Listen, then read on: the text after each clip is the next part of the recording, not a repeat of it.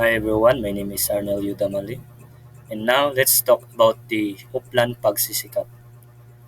Oplan Pagsisikap is mandated during the time of Rodrigo Rua Duterte during his leadership in our country.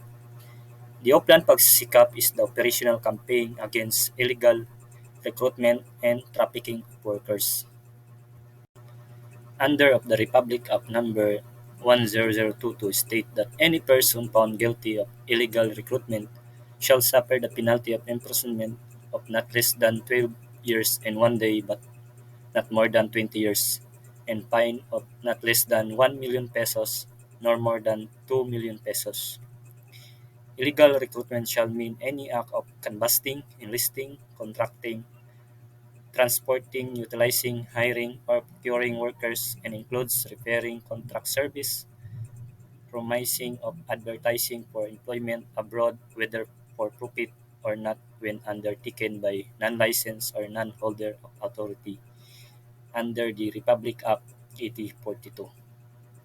So one of the punishment of the person who liable for the illegal recruitment of the workers shall suffer the penalty under the Republic Act 10022.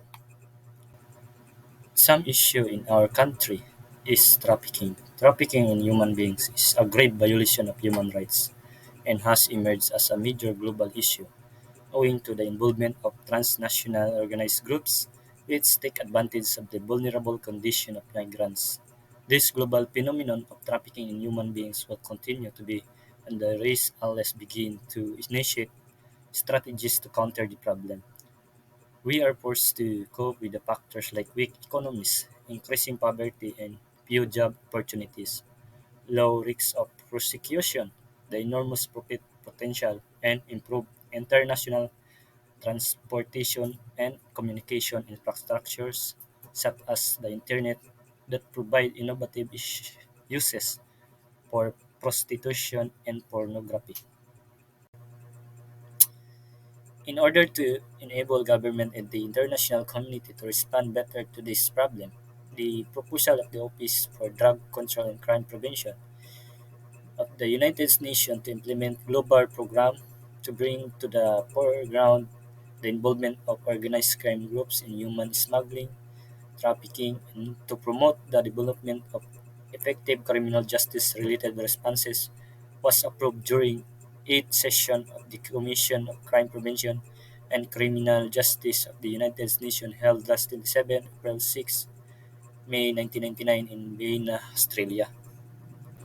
In response to this global clamor and concern, the Philippine government had initially undertaken initiative to address this problem. Domestically, government and non-government agencies such as the Department of Foreign Affairs, National Bureau of Investigation, Bureau of Immigration, Department of Labor and Employment, Criminal Investigation and Detection Group, Philippine Center on Transnational Crime, Philippine Overseas Employment Administration, Overseas Workers Welfare Administration, Commission on Human Rights, National Council on the Role of Filipino Women, and the other working in a united front through the National Executive Council created under Executive Order 220 to suppress trafficking of persons, particularly women and children in the country.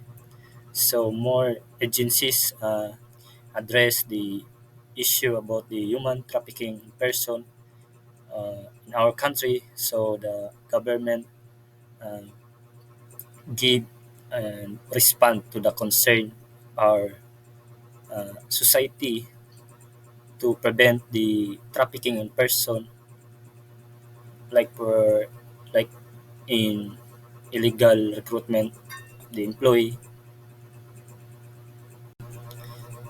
So, what are the recruitment practices and modes of trafficking employed in the Philippines? Employer often confiscate all travel documents to prevent them from leaving.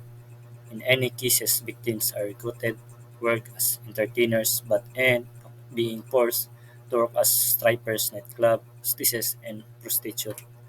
So the government or other agencies confiscate all travel documents of the employee who going to abroad because one of the purpose of confiscating is to identify if the document is valid and follow the procedure, give the Bureau of Immigration for the overseas Filipino workers.